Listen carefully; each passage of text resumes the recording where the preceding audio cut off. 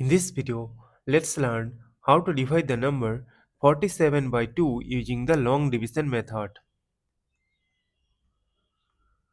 Consider the first digit 4. We know that 2 times 2 is 4. Subtract, we get a 0.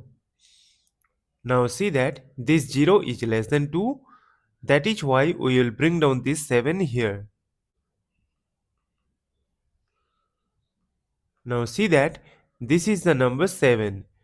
So we will remove this 0. And we know that 2 times 3 is 6. Subtract, we get 1. Now see that this 1 is less than 2. That is why we need to borrow 1 0, and for that we need to put a decimal here. And we know that 2 times 5 is equal to 10. Subtract, we get a 0.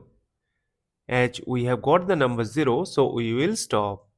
Therefore, 47 divided by 2 is equal to 23.5, and this is our final answer. Thank you for watching. Please like, share and comment on the video. Also do subscribe the channel.